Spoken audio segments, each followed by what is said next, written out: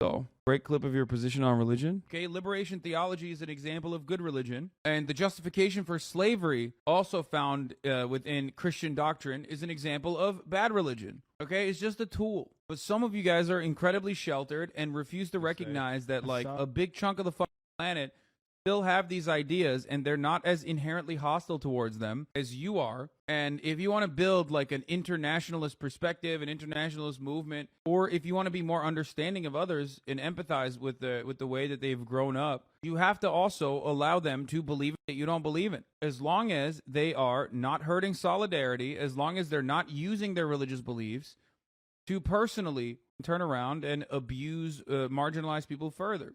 There you go. They think this Twitch.tv/Hasanabi. Say it. Say it. How long are you going to ignore Mahsa Amini, Iran? I'm not. I don't know why you have this like accusatory tone. Like, do people think I have like a stake in this? Like I have a dog in this or something? Every single person that has brought this up so far in the chat has done it to in the weirdest way possible, where they're like, dude, like, you think Iranian people rising up against police brutality as a consequence of the morality police is going to, not be up my alley? Like, what do you mean? Like, you think I'm weirdly in support of like Iranian police brutality? Is that the implication? I'm not pro or anti-hijab. I'm pro freedom. If you want to choose to wear the hijab, you should be able to do so without the government telling you you can't, especially in Western nations. And if you don't want to wear it in a country where it is literally something you have to do, then I'm pro not wearing it if you don't want to. That's crazy. But people have been freaking out about it. I only know brief details. I'm not entirely familiar, partially because, the platform that I've been on and love and have built my community on has been on fucking fire for like the past week. So, it's kind of been a thing. I know that this is probably going to be a controversial person to cover the story on, but I'm going to look at what she has to say anyway. My normal fun fact videos today, but I've gotten a lot of comments and DMs in the past 24 hours asking me to talk about this, and I feel like it's a situation that needs to be addressed. So, Iran's morality police recently picked up a 22-year-old woman off the streets for violating their compulsory veiling laws, aka the hijab laws. Her name is Mahsa Amini, and agents told her brother, who they took her away from, that she would be released in an hour after taking a hijab class to be convinced and educated, but that didn't happen. Her family found her in the hospital, in a coma, pronounced brain dead. Police beat this woman to death over a dress code. These morality police are known to harass women, okay? Slapping them, beating them with batons, dragging them by their hair, forcing them into vans, and then running over family members who try to fight and get their loved ones back. A lot of... Okay, here it is. Why Iranian women are burning their hijabs after the death of Mahsa Amini. Iranian women are burning their hijabs and cutting their hair short in protest over the death of Mahsa Amini, a young woman who died after being arrested in Tehran by Iran's notorious morality police who enforce the country's rules on hijabs and other conservative Islamic modes of dress and behavior. Notice how this NPR article says conservative Islamic modes of dress and behavior. For those of you who think like the entirety of the Islamic world is on board with everything that like anyone has ever done, notice how the word conservative plays a role in here, because things like the morality police or people who are fundamentalist Islamists, these people are conservatives. They're like the white evangelical Protestants and the psychotic like Christian weirdos in America, but in a country where they have even more power and even more control.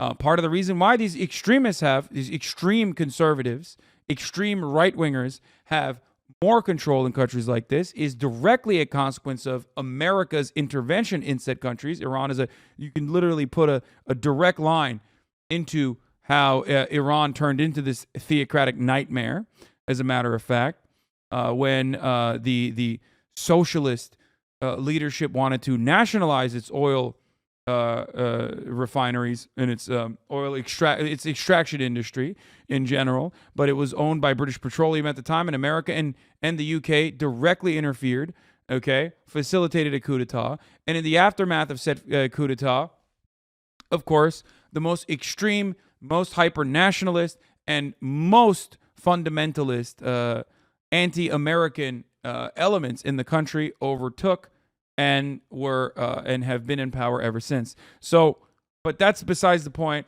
okay? That's what happens when you kill all the socialists in a country. But that's besides the point. So here's what we know so far about Amini's death and the public fear it ignited and the questions that remain. Amini was arrested for allegedly breaking the hijab rules. In countries like this, there are, morality police and hijab rules. I personally think it's completely and fundamentally unacceptable. I don't know why. Bro, you just call Christians psychotic? No, I said psychotic Christians, like hyper right-wing psycho Christians. Like, ones that are like, you can't have an abortion. Like, you should die if you have a stillborn thing inside of you. Like, you should just fucking die from internal bleeding. Like, I'm talking about those guys. Those guys are psychotic. Do you think that that's not a psychotic person? Not every Christian is like this, obviously. I've never had catch-all monolithic understanding of how people consider religion to be. That's not just Catholics. That's ridiculous. As a matter of fact, it's mostly evangelical Protestants. White evangelical Protestants are significantly more anti-abortion than the broader Catholic religion, even though Catholics are pretty fucking anti-abortion as well. As a matter of fact, the most prominent Catholic voice in the country, Paul Weyrich, realized that white evangelical Christians, were significantly more racist than the Catholics themselves as a broader majority and could politically mobilize them. And that's precisely why we even have this like anti-abortion movement in the country to begin with. Learn your American history before you just fucking cast the blame on, Catholics or one group or another, okay? The Al-Qaeda boys are the white evangelical Protestant Christians. So, where were we? I am not an r/Reddit atheist who's like, I just hate all religion or whatever. I understand that it could be a tool for, guidance for some people. Everyone believes in dumb shit. A lot of people still believe in capitalism, so it doesn't even fucking matter. But also on top of that, we know the psycho Christians are. We know there are psycho Christians though. Aren't both extremes wrong? My friend, I'm gonna say this to you one time. I knew you were gonna do this. I am saying that the fundamentalist, extremist, right-wing Muslims are, of course, in the fucking wrong. But you, guided by whatever your precognitive biases were, literally are not hearing the words that are coming out of my mouth as I am covering this story. Why are you in here if you don't want to hear my feedback? If you're just going to fucking jerk yourself off about the preconceived notions that you had of me, then you don't have to be in here. The only reason why I would bring up Al-Qaeda or the psychotic fucking Christian evangelicals, as a matter of fact, is so that people in here in America understand that Islam, just like Christianity, is not fucking monolithic. Because I am talking to a Western audience. I am talking to English speakers primarily. And American speakers need to understand with examples from their own fucking backyard. That's why I'm doing it. Anyway, thank you for conceding, though. At least you didn't continue down the fucking brain rot, as I suspected you might. Amini was arrested for allegedly breaking hijab rules. Okay, she died the age of 22 in northern Tehran. She had been arrested on Tuesday and reportedly was taken to a hospital shortly afterwards. She suffered multiple blows to the head before she died, according to the London-based broadcaster Iran International. Amini was arrested in her brother's car during a visit to see family members in the capital. The outlet reported she was originally from Saqqez in the Kurdistan province. They beat her to death in custody. Know anything about police brutality? You understand that, this is a universal principle, okay? Made only worse by the authoritarian theocratic regime in Iran. Does not change the reality that, like, America's actions against Iran are completely and wholeheartedly, utterly unacceptable. Denuclearization agreements should have been followed through on. Iran does not deserve the sanctions because those sorts of sanctions are just collective punishment, which is otherwise a war crime, but not when America does it. Those people that are suffering are doubly suffering as a consequence of our actions in the international stage. However, that's not the main point here. Let's continue. Amini's family says officers beat her in the police van after her arrest, citing eyewitnesses who supported the claim. Police are, of course, rejecting the allegations. Like I said, if you know anything about police brutality, you already know. We investigated ourselves and decided that there was no wrongdoing, saying Amini died after being taken to a hospital because she had a heart attack. Even then, it would still be your fault if you are the one who beat her so hard that she would have had a heart attack. But that's not even what happened. They concussed her, and she was brain dead. Senior officials are promising a full investigation, including President Ebrahim Raisi, who called Amini's family on Sunday to assure them her death would be investigated. Your daughter is like my own daughter, and I feel that this incident happened to one of my loved ones, he said. Iran's Chief Justice Mohseni Ejei has also promised a full investigation. The United Nations called for an impartial inquiry into Amini's death. Mahsa Amini's tragic death and allegations of torture and ill treatment must be promptly, impartially, and effectively investigated by an independent, competent authority that ensures, in particular, that her family has access to justice and truth. A lot of posturing from the Western world here. They are on the right side, but also remember that the same Western authorities that would say we need an impartial third-party investigator had a hard time when talking about the unjustifiable war crime and the execution of a famous Palestinian journalist in a raid that the IDF was conducting in one of the camps. So, great clip of your position on religion. Okay, liberation theology is an example of good religion. And the justification for slavery, also found within Christian doctrine, is an example of bad religion. Okay, it's just a tool. But some of you guys are incredibly sheltered and refuse to recognize that, like, a big chunk of the fucking planet still have these ideas, and they're not as inherently hostile towards them as you are. And if you want to build like an internationalist perspective, an internationalist movement, or if you want to be more understanding of others and empathize with the way that they've grown up, you have to also allow them to believe that you don't believe in. As long as they are not hurting solidarity, as long as they're not using their religious beliefs to personally turn around and abuse marginalized people further. There you go. A photo of Amini lying comatose in a hospital is the heart of the rallying cry for Iranians who want more freedoms and rights for women. Yes, the story I was referencing with respect to the occupying force was the Abu Akleh story. The Abu Akleh family has submitted a formal complaint calling on the international community to investigate the murder of Shireen Abu Akleh.